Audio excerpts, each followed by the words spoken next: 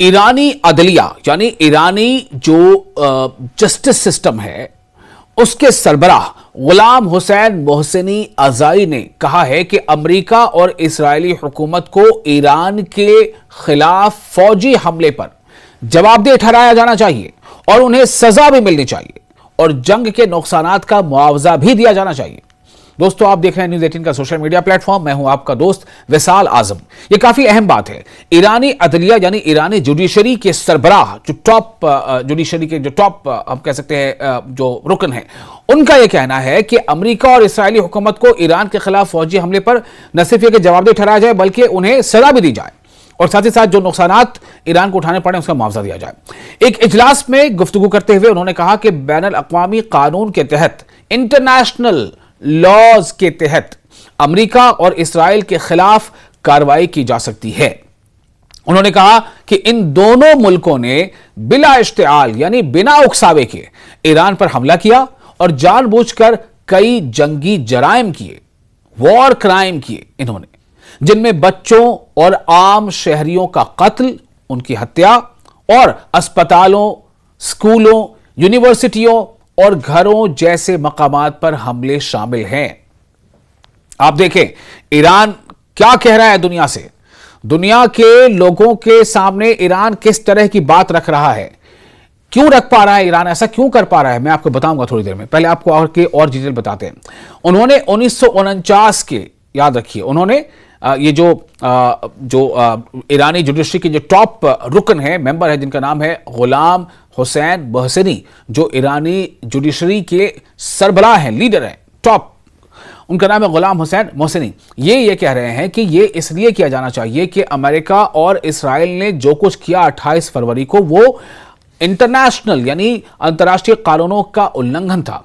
उन्होंने 1949 के जेनेवा मुआहिदों का हवाला देते हुए कहा कि अमेरिका और इस्राएल ने न सिर्फ उन मुआहिदों बल्कि जंग के दीगर बैनुल अक़वामी क़वानीन, इंटरनेशनल लॉज की भी वायलेशन किया है। उन्होंने मजीद कहा, आगे भी कहा कि ईरान इन हमलों और जराइम के खिलाफ अंतर्राष्ट्रीय अदालतों में मुकदमा चलाएगा और ईरानी हुक्काम को चाहिए, ईरानी लीडर्स को चाहिए कि वो मुल्क के हुकूक यानी मुल्क के अधिकारों के हक के लिए, उसे हासिल करने के लिए भरपूर कोशिश करें।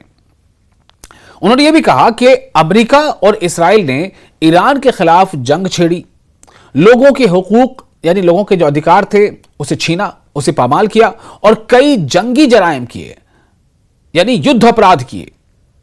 इसलिए उन्हें आलमी अदालतों में, इंटरनेशनल कोर्ट्स में सजा और कॉम्पेंसेशन के लिए पेश किया जाना चाहिए। उन्होंने जोर देकर कहा है कि ईरान इन हमला आवरों को नहीं छोड़ेगा।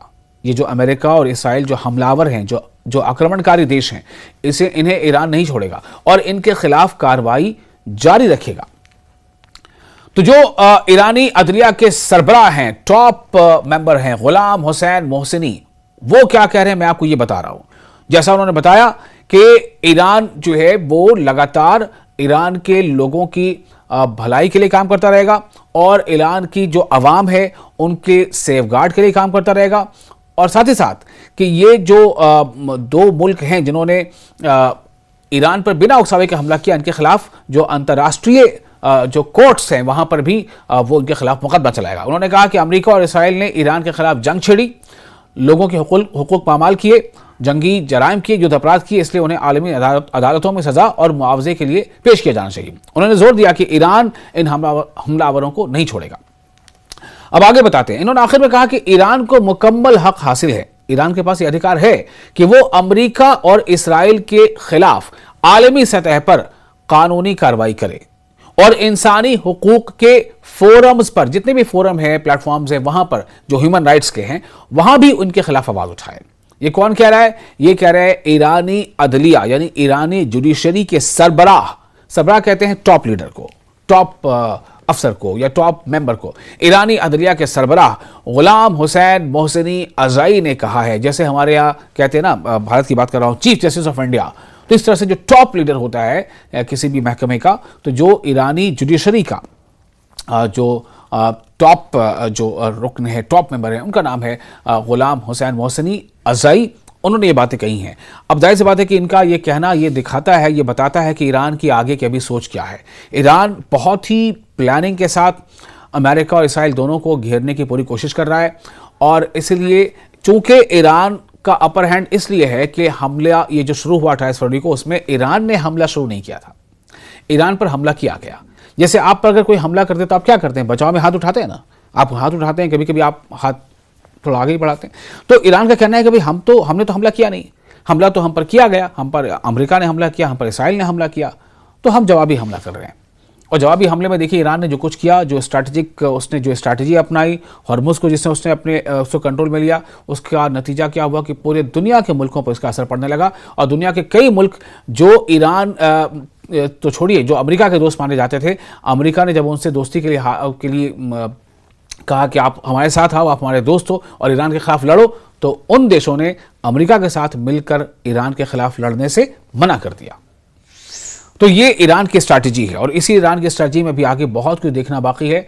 कुल मिलाकर यही है कि सब लोग ये चाहते हैं कि अमन कायम होना चाहिए।